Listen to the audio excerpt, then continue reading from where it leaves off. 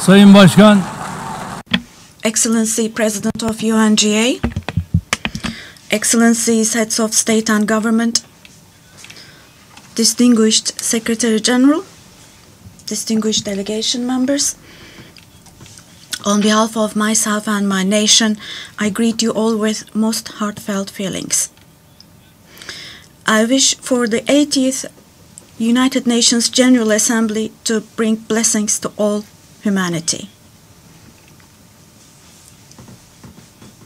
I am deeply honored to address you once again from this podium, which represents the collective conscience of humanity. I congratulate Mr. Young, who has completed his term as President of the General Assembly, and I wish success to Ms. Baerbock, who has taken over this position. At the outset of my speech, I would like to first express my regret at the absence today of the President of the State of Palestine, Mahmoud Abbas, at a time when Palestine is being recognized by an increasing number of countries. Today, we stand here on this podium. I stand here on this podium alongside my 86 million citizens, also for our Palestinian brothers and sisters whose voices are being silenced. I'd like to thank all the countries who announced that they recognize the state of Palestine, and I call on all the other countries who have not done so yet to do so, to recognize the state of Palestine as soon as possible. Esteemed President, distinguished members, the United Nations Charter was signed in San Francisco 8 years ago, and it entered into force on October the 24th, 1945. I would like to recall here again the first words of the first article of the UN Charter. Quote, "The purpose of the United Nations is to maintain international peace and security," unquote. As we celebrate the 80th anniversary of the UN in this hall, grave events are unfolding in many parts of the world that cast a shadow over the very first words of the UN Charter's opening article.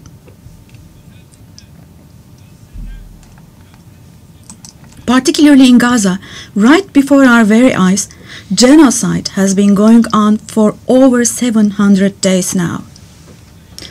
Even as we gather here, as we speak now, Israel is currently massacring civilians in Gaza.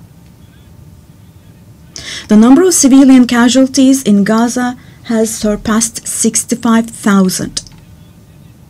Unfortunately, the number of people who are still trapped under the rubble is not yet known, and more than 20,000 of those who died were children.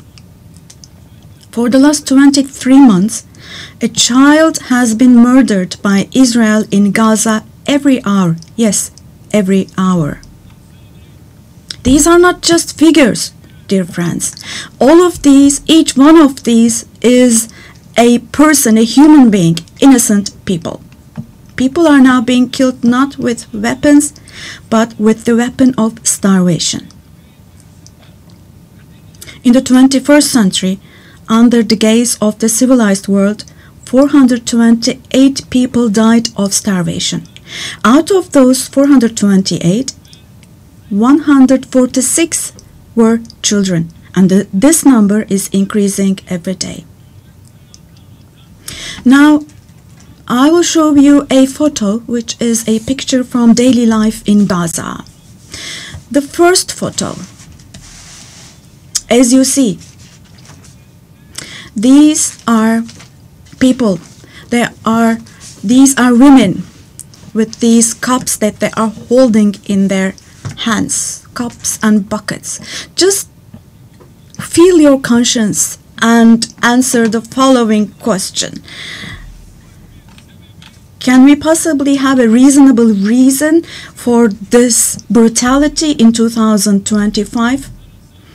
But this shameful picture in Gaza has been unfolding and is being repeated every day for 23 months now. And there are 2.5 million Gazans who live in 365 square kilometers. And every day what happens is they are being dragged from one place to another. The healthcare infrastructure of Gaza is completely collapsed. Doctors have been killed, or they have disappeared while under custody. Ambulances have been hit. Hospitals targeted and destroyed. Treatment is not possible. Surgery is not possible. It's not possible to find medications. Now, dear friends, now as Tayyip Erdoğan, with a heavy heart, with my heart bleeding here, I am telling you, innocent little ones, just 2 or 3 years old, without hands, arms, or legs, have become, unfortunately, a common sight to see in Gaza.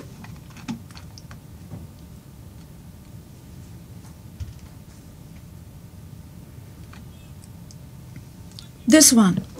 What kind of a human conscience can possibly bear this? Possibly. How can one stay silent vis-à-vis this? In a world where children are dying of starvation and lack of medication, can we possibly have calm and peace? We all are parents. We have children or grandchildren who we dearly cherish. Here, say in America or in Europe, anywhere in the world, when a small rose thorn hurts a child's hand, the hearts of parents break. But in Gaza, children's hands, arms, and legs are being amputated without anesthesia. Now, I'm extremely sorry to say, but this represents the lowest point of humanity. Human history has not witnessed such bloodshed within the last century. All of this is happening before our very eyes. The genocide in Gaza is being broadcast live every moment through the media and social media. So far, Israel has deliberately killed 250 journalists working in national and international media in Gaza.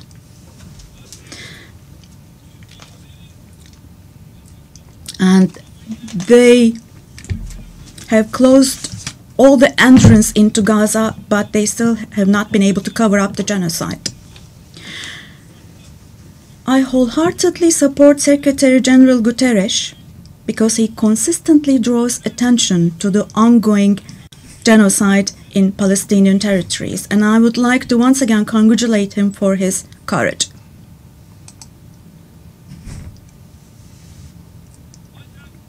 But the United Nations has not even been able to protect its own personnel in Gaza, unfortunately.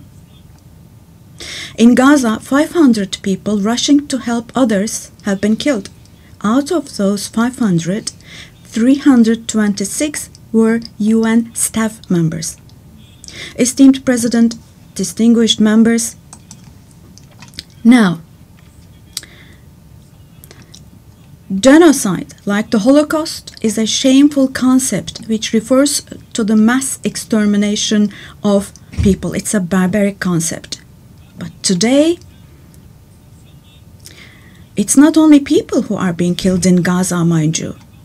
Animals are being targeted and killed in Gaza.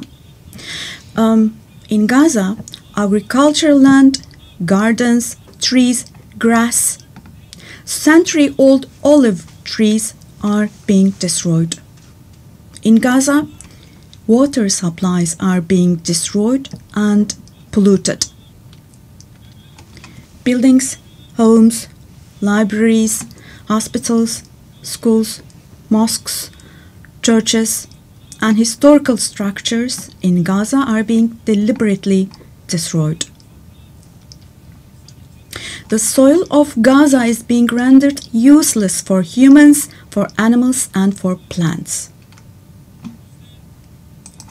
So, Now, let me show you yet another photo.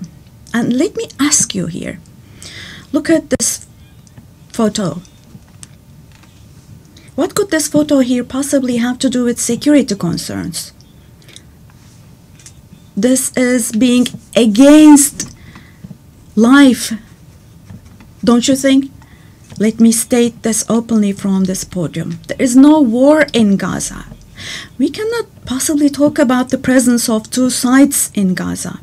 Because in Gaza, on one side, there is a regular army with the most modern, most lethal weapons, and on the other hand, there are innocent civilians, innocent children. This is not fight against terrorism. This is an occupation, deportation, exile, genocide, and life destruction, mass destruction policy carried out by invoking the events of October the 7th. Today, while Gaza is being destroyed under the pretext of Hamas, concurrently, simultaneously, the West Bank, where Hamas is not in power, is also being occupied step by step, and innocent civilians are being massacred through executions. Moreover, Israel is not limiting itself to Gaza and the West Bank only. By launching attacks on Syria, on Iran, Yemen, and Lebanon, Israel is also threatening regional peace. Just recently, an Israeli attack took place against a delegation meeting in Qatar for ceasefire negotiations. The attack on Qatar has also shown that the Israeli leadership is now completely out of control. Netanyahu is not obviously interested in forging peace or releasing the hostages.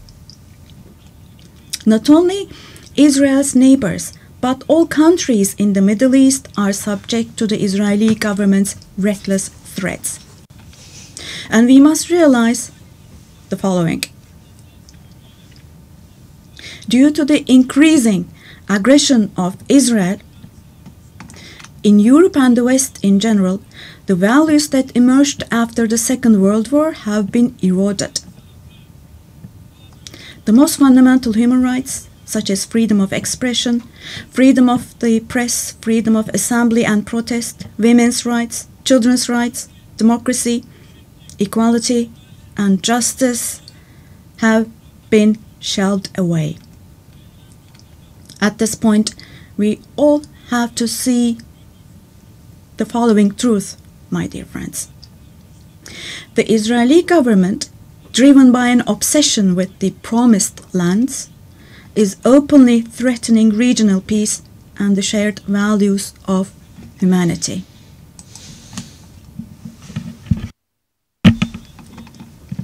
Three celestial religions.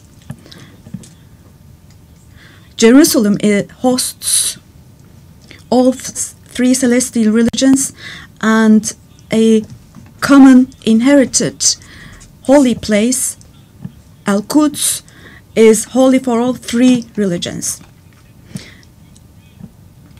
This madness disturbs conscientious Jews. It fuels anti-Semitism around the world. We cannot continue with this madness anymore.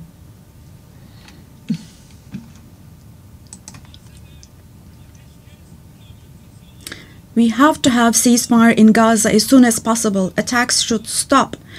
Humanitarian aid should be able to enter with no obstacles. The genocide team should be held accountable vis-à-vis international law. And God willing, this will definitely happen. Vis-à-vis the barbarity taking place in Gaza, everyone who is keeping silent is accomplice to this barbarity. From here, I would like to call on all the heads of state and government. Today is the day. Today is the day to stand firm alongside the oppressed Palestinians and alongside humanity.